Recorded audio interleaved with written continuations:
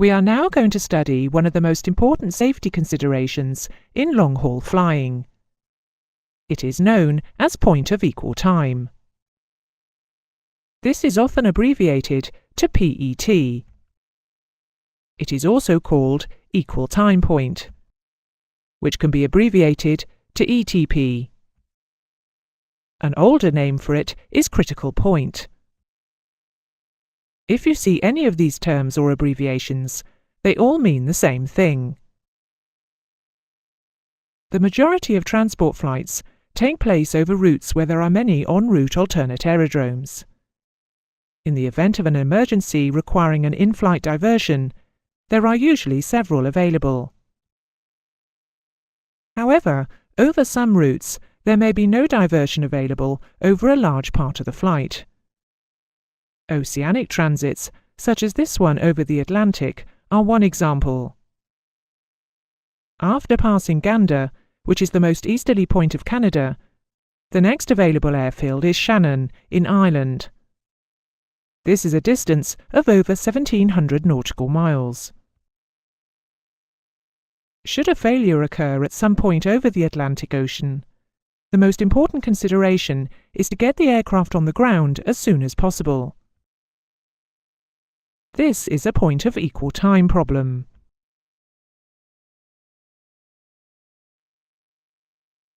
The point of equal time is defined as that point along track from which it will take the same time to fly to one of two airfields.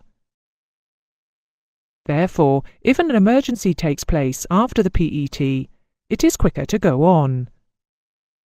And if before the PET, it is quicker to return.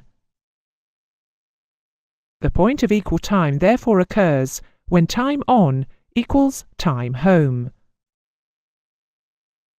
The determination of the PET is a time problem, and there will always be sufficient planned fuel for the aircraft to fly to one of the nominated airfields.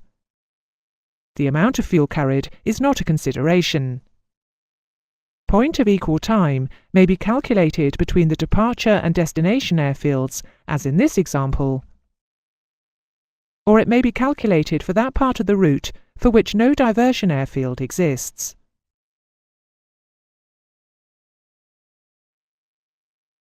Let's look at a practical example and see what factors determine point of equal time.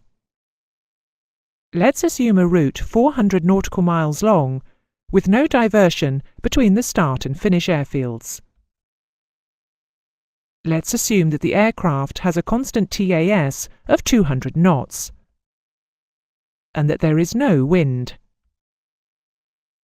In that case, the calculation is a simple one. The point of equal time is also the point of equal distance. It occurs halfway along the route. We do not take the time to turn into consideration. Turning through 180 degrees at rate 1, 3 degrees a second, takes only 1 minute. This is negligible compared with the total flight time. If we continue onwards, we will have 200 nautical miles to cover at a ground speed of 200 knots. But also, if we come home, we will also have 200 nautical miles to cover at a ground speed of 200 knots.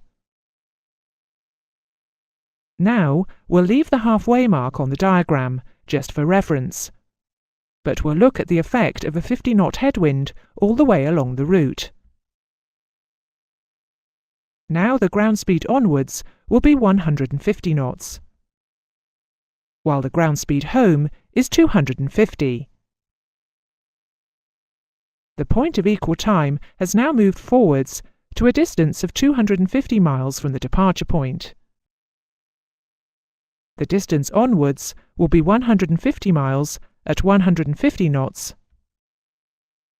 and the distance home will be 250 miles at 250 knots. The effect of the headwind has therefore been to move the point of equal time towards the direction that the wind is coming from. What if it had been a tailwind? Let's now imagine that we're flying over the same route on a different day, and this time the mean wind over the whole route is a tail component of 30 knots. In this case, the ground speed onwards will be 230 knots, whilst the ground speed home is 170. The point of equal time moves backwards to a distance of 170 miles from the departure point. The distance onwards will be 230 miles at 230 knots, and the distance home will be 170 miles at 170 knots. The effect of the tailwind has also been to move the point of equal time towards the direction that the wind is coming from. So the effect of any wind component along track, whether head or tail, is always to move the point of equal time towards the direction that the wind is coming from.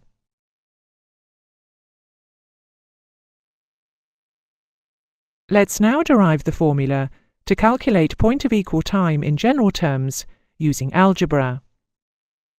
We'll call the distance between our two diversion airfields d. Somewhere along the route is the point of equal time. We don't know where it is yet. This is what the equation is going to find out for us. So it's an unknown distance, x. We'll call the onward ground speed from the point of equal time o, and the homebound ground speed h. The basic definition of point of equal time means that the time onwards must be the same as the time home. But time is distance divided by ground speed. For example, if you have 100 miles to drive and your speed is 50 miles an hour, it would take you 2 hours. The distance home is x, and the ground speed home is h. If the total distance is d, and the distance home from the PET is x, then the remaining distance onwards from the PET must be d minus x.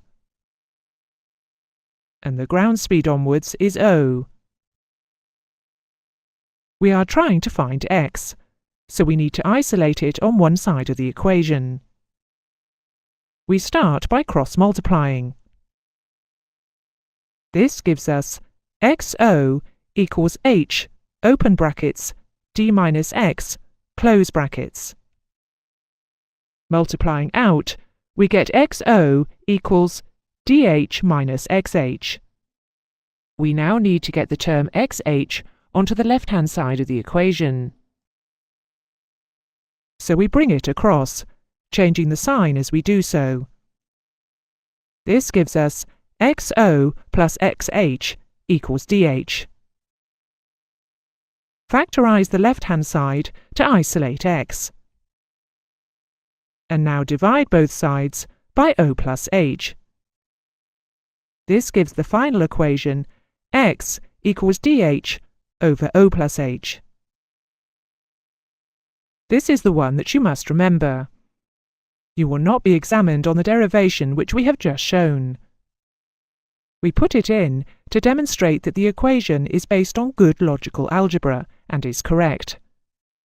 But whether you remember that part or not, you must be able to recall the result, which is that x equals dh over o plus h.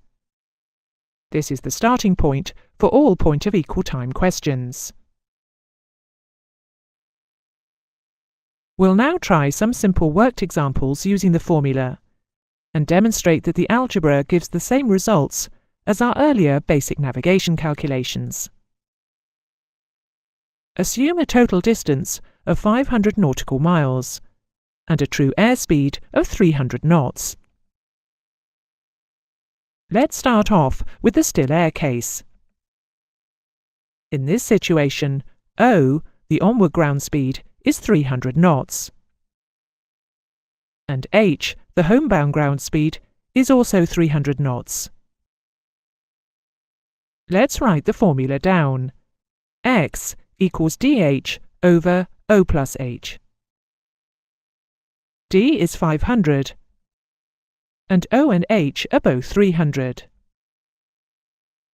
So x, the distance to the point of equal time, is 500 times 300 over 600, which comes to 250 nautical miles. This is halfway, which was exactly what we found when we did a still air example earlier. Now let's see what the effect of 60 knots headwind will be.